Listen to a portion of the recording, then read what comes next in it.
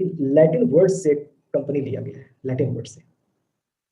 और इसका अर्थ क्या है? अर्निंग द ब्रेड, ऐसा बताया जा रहा है कि कंपनी वर्ड जो आया है वो लैटिन वर्ड से लिया गया है और अर्निंग द ब्रेड है। जैसे बच्चों आपने एक शब्द सुना होगा, हमारे इंडिया में ऐसे बोलते हैं, रोजी रोटी। बताओ सभी लोग बताओ, ये वाला वर्ड आपने सुना है कि नहीं, रोजी रोटी? हाँ। तो लैटिन भाषा में शब्द ये था। अर्निंग द ब्रेड का मतलब क्या था? रोटी कमाना। तो हम लोग की भाषा में रोजी रोटी कमाना और लैटिन भाषा में रोटी कमाना, मतलब भाई। तो कंपनी वर्ड आया किधर से? लैटिन वर्ड से। और लैटिन वर्ड में उसका सेंस क्या निकलता है? रोटी कमाना। तो कंपनी का ऐसा कुछ मतलब बताया जा रहा है, रोजी रोटी कमाना।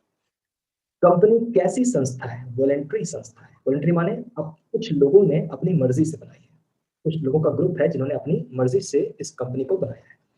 तो कंपनी एक वॉलेंट्री संस्था है। हिंदी में बोले तो, हिंदी में बात करें तो कंपनी एक ऐच्छिक संस्था है। कंपनी क्यों बनी?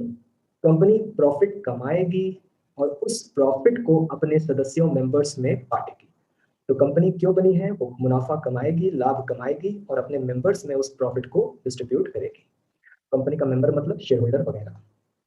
कंपनी के जो कैपिटल होती है वो बटी होती है ट्रांसफरेबल शेयर में।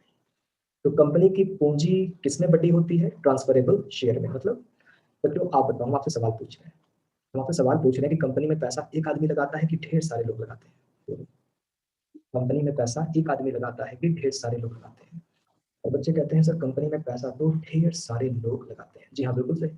तो कंपनी की कैपिटल बटी हुई है ना, बटी हुई है शेयर्स में, ढेर सारे। तो कंपनी की जो कैपिटल है एक आदमी ने थोड़ी ना दी है, बहुत लोगों ने दी है। तो कंपनी की कैपिटल बटी हुई है शेयर में।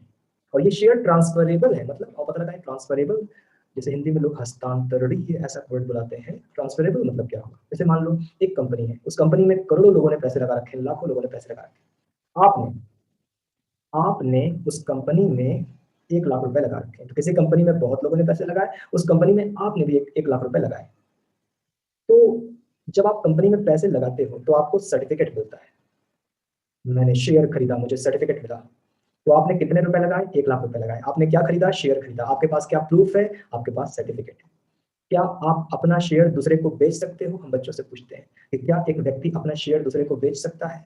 बोलो हाँ ना, क्या कहते हो? बच्चे कहते हैं यस, बिल्कुल। तो बच्चों, जो आपके पास 1 लाख रुपए का शेयर है तो आप अपना शेयर दूसरे को बेच सकते हो। अगर आप अपना शेयर दूसरे को बेच दोगे तो आपको बदले में आपके पैसे मिल जाएंगे। बच्चों, क्या अब आपको सर्टिफिकेट अगले को देना होगा?